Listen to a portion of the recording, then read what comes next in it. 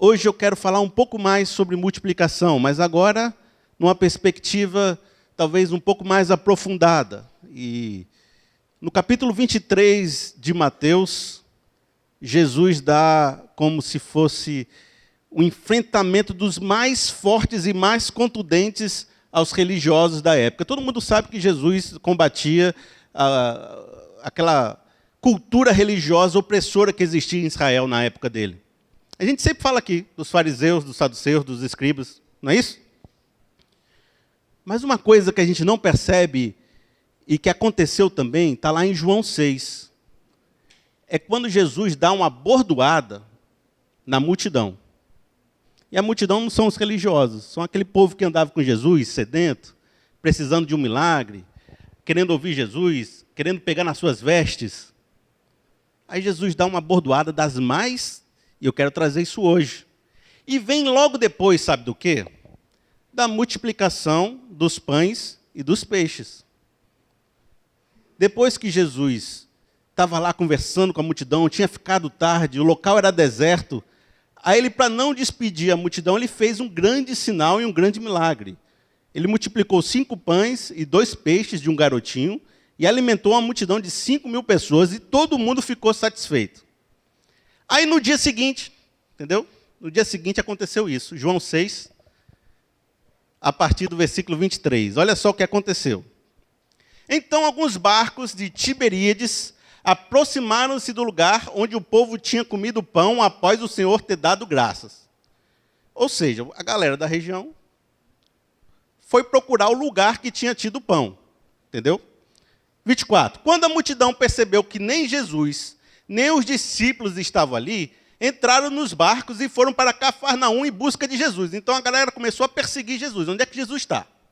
Se não está nesse lugar, está em outro. Vamos lá, pega todo mundo no seu barco, todo mundo no seu carro, todo mundo na sua moto. Vamos lá, entra. Aí foram lá, todo mundo atrás de Jesus. 25. Quando o encontraram do outro lado do mar, perguntaram-lhe: Mestre, quando chegaste aqui?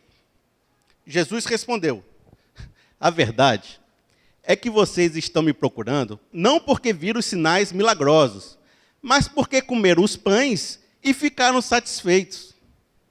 Não trabalhem pela comida que se estraga, mas pela comida que permanece para a vida eterna, a qual o Filho do Homem lhes dará.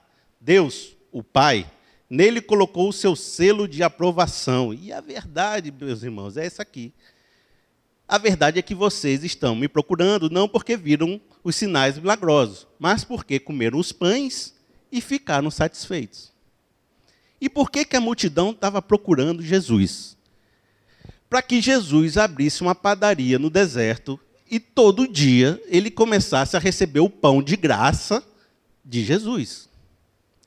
Eu tenho uma necessidade, e na época era muito contundente a falta de pão, a pobreza ali na Palestina, e o povo estava procurando pão.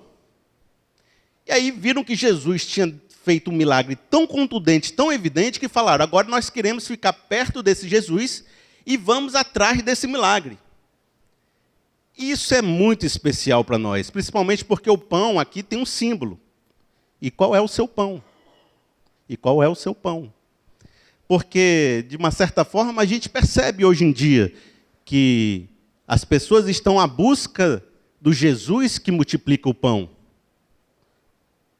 E elas pegam seus carros, vão para a próxima igreja que diz que lá Jesus está fazendo milagre. E elas pegam seu carro, vão para a reunião de oração que diz que lá que Deus fala para mim alguma revelação, alguma coisa de Deus, lá eu vou receber um pão para a minha vida. E aí elas eu estou indo para essa igreja, mas não estou sentindo pão nessa igreja. O pão está na outra igreja. E aí as pessoas começam a frequentar locais e ambientes onde elas acham que o milagre vai acontecer. Porque elas estão atrás do milagre, atrás do pão de Jesus. E de uma certa forma a gente está percebendo isso um pouco no nosso meio. Onde é que está o profeta do pão? Onde é que está o pão? Vamos lá, vamos atrás. A procura pelo pão. E qual é esse pão? A gente tem procurado o nosso pão e a igreja tem oferecido diversos pães ao longo da história. Diversos pães ao longo da história. E eu me lembro que nos anos 70, ali, nos anos 80, talvez nos anos 70, a igreja era uma igreja muito pobre, a igreja evangélica no Brasil. A maioria dos seus integrantes era classe C e D, e o grande ênfase era o combate ao pecado. Não era isso? Vocês se lembram, quem é mais antigo?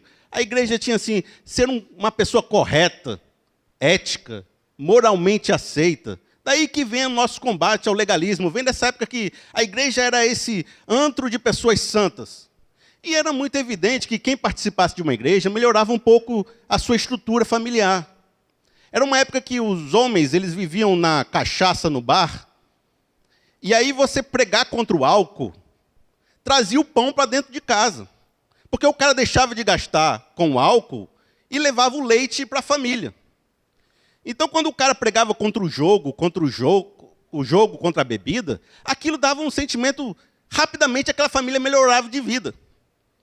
E aí tinha muitos casos de pessoas que viviam na delinquência, entraram numa igreja, aí ajeitaram a sua vida, e os vizinhos falam, olha só como essa família melhorou, porque fulano começou a ir para a igreja. Aí vem uma comunidade toda que diz, olha, se nós formos para a igreja também, a nossa vida vai melhorar também. E meu marido vai ser melhor, minha esposa vai ser melhor, meu filho vai ser melhor. Houve essa época onde eu buscava o pão da segurança. Qual é o pão nessa época? O pão era uma vida mais correta, confortável e equilibrada e segura. Era o pão que a gente buscava ali pelos anos 70. E depois veio uma época de curas, milagres, manifestações de poder. E aí o povo começou a procurar outro tipo de pão. Era o pão da luta contra o inimigo, Satanás. Porque começamos a pensar que Satanás ele nos traz doenças, nos traz infortúnios, nos traz discussões. A minha vida está amarrada por causa de um demônio. Alguém fez um trabalho para mim, por isso que eu não vou adiante. Existe um ser espiritual nesse mundo e eu preciso repreendê-lo. E aí, tudo que eu fizesse, que me desse autoridade espiritual, me desse um corpo fechado, um casamento blindado, e eu pudesse ficar imune a todo tipo de doença. E talvez eu até sofresse algum dano, mas se eu sofresse algum dano, imediatamente Deus ia mandar seus anjos, e eles iam me cercar, e nada ia mais me acontecer, e meu inimigo ia cair. Então eu busquei o pão do corpo fechado. Talvez, qual é o nome desse pão aqui? O poder para vencer o mal e blindar nossa vida de qualquer problema. Então havia muitas reuniões de busca por poder, busca por cura, busca pela manifestação de Deus. Mais adiante, o mundo se tornou mais consumista. E vieram a geração que diz que ter é ser. E se eu tivesse um carro bom, eu era alguém bom. Se eu tivesse um cargo numa empresa bom, eu era alguém evidente, contundente. Na igreja isso acabou sendo permeado. E quem é o homem de Deus na igreja? É aquele que tem a prosperidade de Deus. E eu busco na igreja o quê? Eu busco o favor de Deus para repreender o gafanhoto, para repreender o devorador. E aí, então, eu começo a ter pessoas na igreja em busca de uma vida financeira próspera. Porque a unção de Deus, eu sou filho de rei, então eu tenho que viver como rei. Muitas pessoas começaram a buscar uma ilha da fantasia. Vocês se lembram da ilha da fantasia, que tinha um anãozinho antigo? Chegava o pessoal com seus desejos no avião, descia-se na água, aí eles chegavam com uma maleta de dinheiro, né? Aí dizia assim, está aqui, aí, aquele cara de cabelo branco que tinha na Ilha da Fantasia. Aí ele botava assim a maleta do dinheiro, abria, aí o cara ia realizar todos os desejos dele dentro da ilha, né? Enquanto ele estivesse na ilha. É mais ou menos isso que está acontecendo em algumas igrejas nessa época. A pessoa chegava com uma mala de dinheiro dentro da igreja, aí depositava lá no altar, e a igreja agora ia realizar todos os desejos dela. E ela se sentia plena e realizada, porque ali era o local da prosperidade. E uma vez um amigo meu chegou e disse assim, olha, está vendo essa foto aqui? Isso aqui é daquele rapaz lá daquela igreja lá. Olha só como ele é rico. Olha só os bens que ele tem. Você não acha que o povo daquela igreja, se soubesse disso aqui, não ia repreender o cara, não? Aí eu falei, cara, mas o povo daquela igreja sabe, e é por isso que eles estão lá. Porque o cara que prega prosperidade tem que ser o mais rico de todos. É pirâmide. Como é que eu vou para uma igreja que o cara prega prosperidade e ele é pobre? Não existe. Eu tenho que ser, o cara dessa igreja tem que ser o mais rico, para que quando eu vá eu diga, eu posso ser igual a ele. Aí a lógica do evangelho se distorce. O cara tem que ser rico mesmo, tem que ter um avião, tem que ter uma mansão, tem que ter um local grande. Mas aí, qual é o pão? Qual é o pão? O pão dessa época? É o caminho para vencer o gafanhoto e você não terá problema financeiro. Aí vem uma nova igreja. Alguns de vocês talvez não estejam percebendo essa nova igreja. Vem um novo pão. O novo pão é o sentir-se bem. É a igreja onde eu me emociono. Porque essa época do cara que tem muito dinheiro e é líder de uma grande empresa está passando. E está chegando uma época da galera que quer qualidade de vida, quer conforto, quer ter uma vida saudável, quer ter uma vida boa. E eles procuram na igreja uma igreja que faça ele se sentir especial. Aí você chega numa igreja, o que é importante nessa igreja? Que ela me projete. Eu virei a mercadoria agora. Eu não quero mercadoria, eu virei uma mercadoria. Eu quero que ela me projete, que ela me dê status social, porque estamos na época das redes sociais, e que ela me faça sentir bem, porque a vida é muito dura. Então eu vou para uma igreja que ela tem que me dar conforto. Ela não pode pregar nada que me incomode. Ela não pode pregar nada que me desafie. Ela tem que trazer um sentimento de... E aí as igrejas se tornaram verdadeiros auditórios confortáveis, com som de último tipo, iluminação maravilhosa, você senta lá, quer ficar 2 horas, aí você vem para casa e você... Estou mal, preciso ir lá de novo. E cria uma relação de vício. Você tem que estar toda hora sentindo-se bem e voltando para aquela igreja. Quando você sai da igreja, você se sente mal. Quando você entra, você se sente bem. E criou-se uma relação agora de status sociais e do sentir. Qual é o pão? Uma fé que me faça sentir especial e que me projete socialmente. E todos eles envolvem uma relação de recompensa. Eu citei 4. Talvez você tenha se identificado em algum. Talvez tenham mais. Você tem buscado algum desse pão, algum desses pães na igreja? Que pão você tem buscado? E talvez mais profundo, que pão nós temos oferecido como igreja? Eu quero 3 versículos para a gente continuar aqui agora. Para a gente formar um entendimento. O primeiro, e aqui eu vou formar um entendimento de que nós temos buscado um pão que não satisfaz. O primeiro é o versículo 49. Diz assim: os seus antepassados comeram maná no deserto, mas morreram. E aquele povo que chegou para Jesus e queria receber pão de novo, estava invocando o Moisés. O Moisés sustentou a gente no deserto com pão todo dia. E Jesus diz para eles, olha, esse tipo de espiritualidade que você está buscando não sustenta. Porque esse pão, você vai se alimentar, mas vai morrer. É perecível. Versículo 27. Não trabalhe pela comida que se estraga, mas pela comida que permanece para a vida eterna. Então, há um alimento temporal que se estraga. E existe uma grande comunidade trabalhando por um alimento que se estraga. Há uma comunidade de fé que, de repente, você está buscando, que estão trabalhando muito, eles são trabalhadores. Mas o alimento pode ser um alimento que não satisfaz, um alimento que se estraga. Lá com a mulher samaritana do poço, Jesus fala uma das frases mais impressionantes. Olha só, 4:13. Jesus respondeu: quem beber desta água terá sede outra vez. Então, existe uma água que, se eu bebo, eu volto a ter sede. Existe um tipo de espiritualidade que eu como e ainda assim eu morro. Existe um tipo de trabalho que eu faço, mas ele é perecível. Jesus está combatendo aqueles que buscam Deus por causa do pão.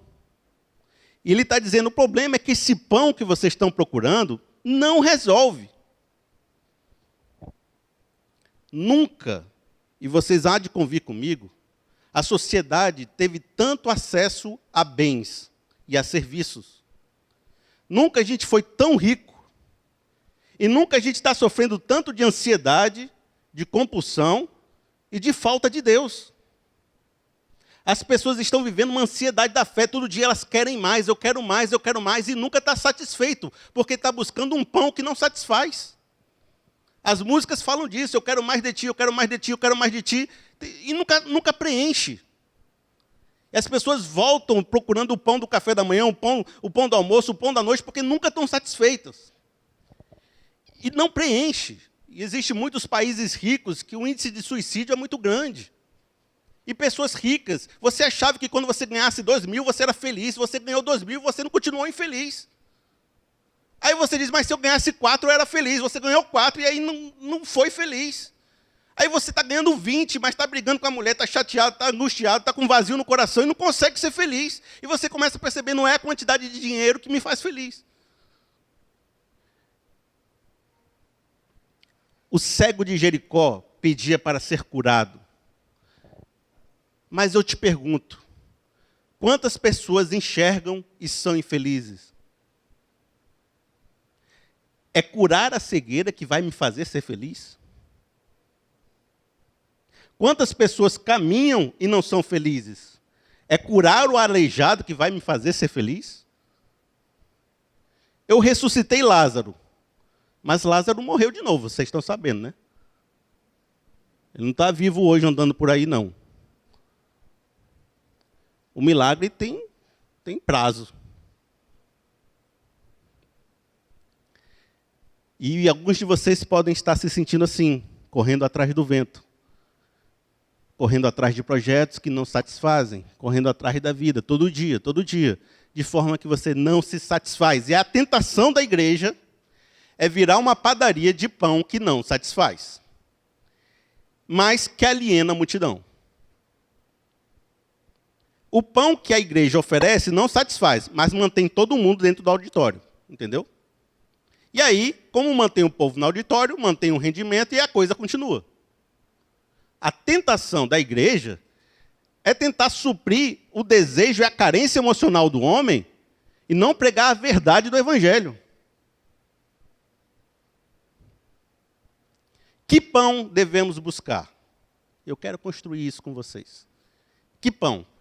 E a primeira coisa que eu queria deixar claro aqui, eu já estou falando um pouco disso, é que o pão não é um milagre. O pão não é um bem, não é um conforto e não é um sentimento. É preciso que isso fique claro para a gente, porque milagre na Bíblia, ele é um sinal para algo, e não o fim. Eu não busco na Bíblia o milagre. O milagre me indica a direção do que eu devo buscar. Porque o milagre ele é finito. Ele é apenas um sinal. E ele está apontando para quê? A multidão achou que o milagre do pão fosse o objetivo de Jesus. E queria ficar recebendo o pão todo dia. E Jesus fala, vocês me procuraram por causa desse pão, mas isso não é o que eu quis falar com vocês. O milagre é um sinal que aponta para um objetivo. E aí, se eu tirasse de você todos os benefícios da fé que você tem buscado, eu venho para a igreja para ter um conforto, eu tirasse isso de você. Eu venho para a igreja porque eu quero uma vitória financeira, eu vou tirar de você. Não, aqui não tem vitória financeira, não. Eu vou ir para a igreja porque eu quero a vitória contra o Satanás. Eu também não quero saber se vai ter vitória sobre o Satanás, não. Tira tudo. Você continuaria vindo para a igreja? E é isso que o povo fez aqui. Olha só, o versículo 59. Ele disse isso quando ensinava na sinagoga de Cafarnaum. Ao ouvirem isso, muitos dos seus discípulos disseram, dura é essa palavra. Quem pode suportá-la? Daquela hora em diante, muitos dos seus discípulos voltaram atrás e deixaram de segui-lo. Jesus perguntou aos 12, vocês também não querem ir? E Jesus apertou o cerco aqui. Vocês também não querem ir? O que você tem buscado? se eu tirasse tudo o que você tem buscado, você ainda estaria aqui? Aqui, quando eu digo na presença de Deus. Ou você seria como esses discípulos que começaram a ir embora? Começaram a ir embora. Aí Jesus vira para os seus discípulos: vocês também não querem, não? Vocês não querem, não? Jesus não está mendigando a atenção, não. Que palavra pesada. Jesus não só confrontou os religiosos da sua época, mas confrontou a multidão que estava buscando a ele por causa dos milagres. O pão não é um lugar sagrado. E aí o povo estava procurando o lugar do pão. E o pão não é um lugar sagrado. Porque Jesus chegou para a mulher lá do poço também e disse: vocês não devem adorar nem no monte, nem no outro. Porque vem a hora, e a hora já é chegada, que os verdadeiros adoradores adorarão em espírito e em verdade. E o povo hoje quer ir no monte adorar no monte. E Jesus disse: esquece negócio de monte. É adorar em espírito e em verdade. Sabe por quê? Porque vocês se tornaram templos do Espírito Santo. E onde é que Deus habita? No meu coração, na minha vida.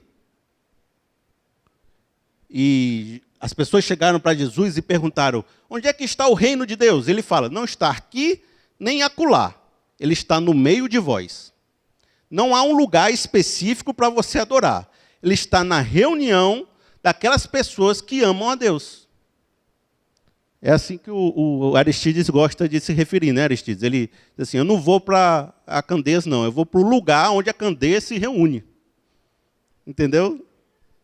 Porque igreja não é isso. Igreja é a reunião dos santos. É a nossa reunião. E Jesus fala, quando viu o templo de Jerusalém enorme, aquele templo salomônico, ele diz: eu vou destruir esse templo e vou reconstruí-lo em 3 dias. E com isso ele falava da sua morte e da sua ressurreição. E a partir de então, ninguém precisa mais de um templo para adorar a Deus. A gente tem acesso e livre acesso a Deus em todos os lugares. E aí vem, quem é esse pão? Quem é o pão que devemos buscar? E o texto vai dizer em João 6,35 assim: então Jesus declarou: eu sou o pão da vida. Aquele que vem a mim nunca terá fome, e aquele que crê em mim nunca terá sede. 51 diz assim: eu sou o pão vivo que desceu do céu. Se alguém comer desse pão, viverá para sempre. Esse pão é a minha carne que eu darei pela vida do mundo. João 4,14, lá na mulher do poço. Mas quem beber da água que eu lhe der, nunca mais terá sede. Pelo contrário, a água que eu lhe der se tornará nele uma fonte de água a jorrar para a vida eterna. Que coisa! Qual é o verdadeiro pão que uma igreja precisa buscar e oferecer? E que você, meu irmão, precisa buscar? É um relacionamento de intimidade com Jesus Cristo. Ele é o verdadeiro pão da vida. Os milagres apontaram para Jesus como o pão da vida. E as pessoas olharam para o pão e não olharam para Jesus. E nessa vida de religião que nós temos, de fé, é muito fácil a gente se dispersar olhando os elementos da fé e esquecer daquele que é o Deus poderoso que fez os céus e a terra, e de Jesus Cristo, que é o pão da vida.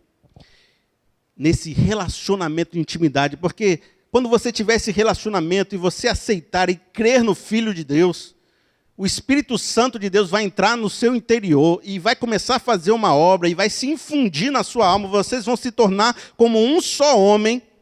E aí, a partir de então, a Bíblia fala que agora você nasceu de novo, porque você não é mais aquele cara que você era antes. Agora você virou uma nova criatura, uma fusão da sua alma, do seu espírito com o Espírito de Deus.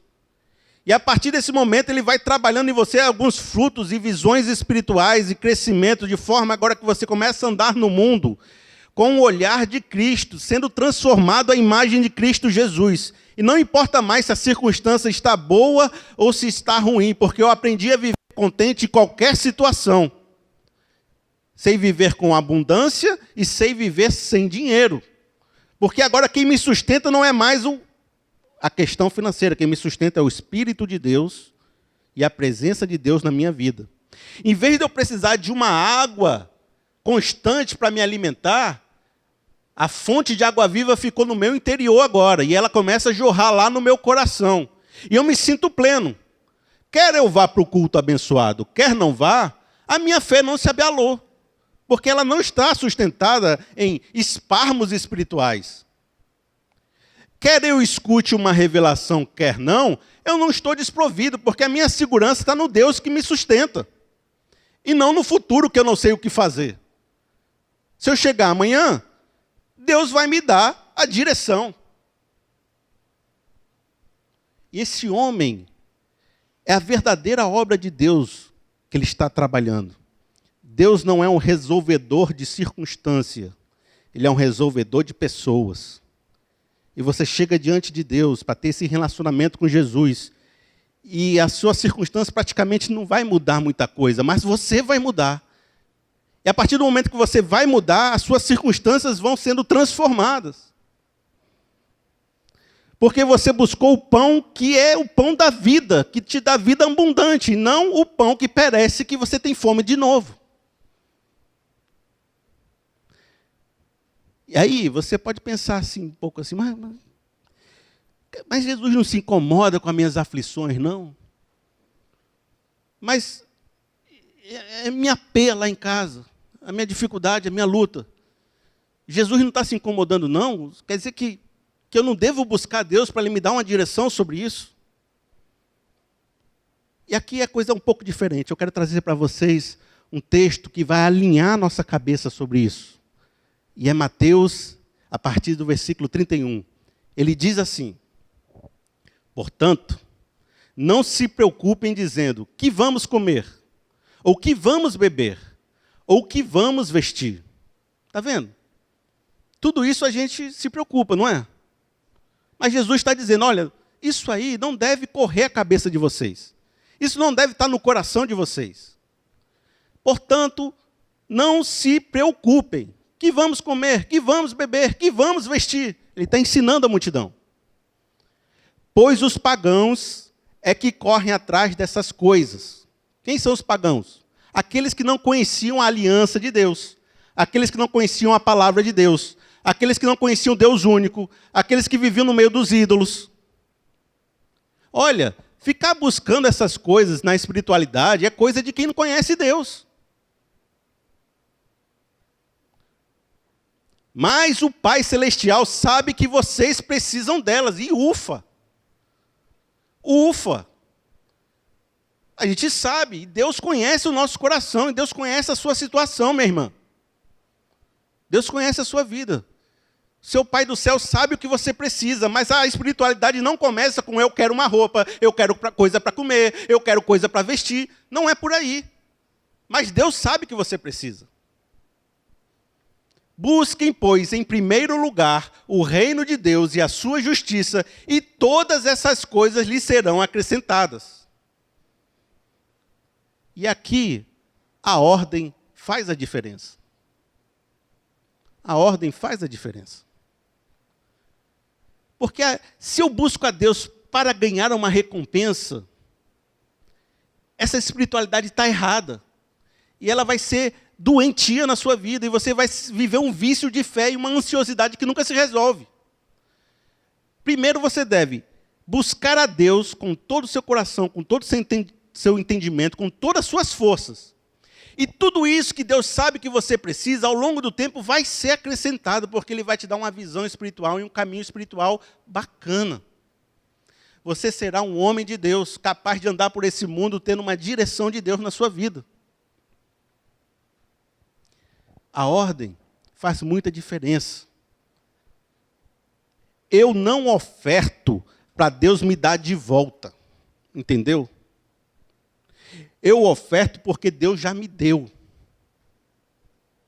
Eu oferto porque eu reconheço que tudo que tenho veio de Deus. Aí, por agradecimento, eu faço uma oferta, porque eu entendo que é para o sustento da obra de Deus. Mas a partir do momento que eu acho que eu vou dar para mim receber, a minha relação já ficou doentia. Por isso que eu começo sempre aqui o culto com a gente falando, vem aqui para adorar a Deus de todo o seu coração, de todo o seu entendimento. E não vem aqui para tentar receber algo de Deus. Porque Deus sabe que você precisa. Isso virá no tempo certo. Mas estabeleça no coração uma relação onde eu busco primeiro a Deus e as demais coisas são acrescentadas. E essa relação faz jorrar no meu interior um rio de água viva. É certo que alguma vez na vida já buscamos Deus por causa do pão. Mas hoje é tempo de deixar as coisas de menino e virar um homem na fé e uma mulher na fé. É certo que eu sei que muitos de nós, e eu já, busquei a Deus por causa do pão. Mas parece que na caminhada de fé, Deus dá um João 6 na nossa vida. O João 6 diga, você está me buscando por causa do pão, né? Você está me buscando por causa do pão, né? Olha, não fique buscando por causa do pão, porque esse pão perece. Busque a mim. Em algum momento da sua caminhada de fé, Jesus vai falar isso. Talvez já tenha falado. E hoje você tem vivido uma fé muito mais verdadeira, muito mais autêntica. Um evangelho pleno de Jesus Cristo. A gente vai terminar esse momento cantando uma música que tem tudo a ver com isso.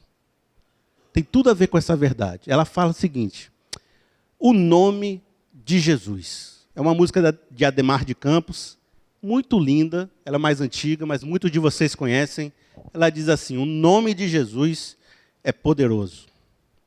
O nome de Jesus é sobre todos. O nome mais doce, o nome mais lindo, um nome sublime é o nome de Jesus. E esse Jesus que muitas vezes fugiu das nossas músicas evangélicas. Hoje, parece que toda vez que a gente vê uma nova música evangélica é pedindo para Deus alguma coisa, né? Senhor, me dá, me restaura, me salva, faz alguma coisa para mim, eu preciso de você. Mas é legal resgatar essas músicas que adoram a Deus e falam do nome de Jesus Cristo.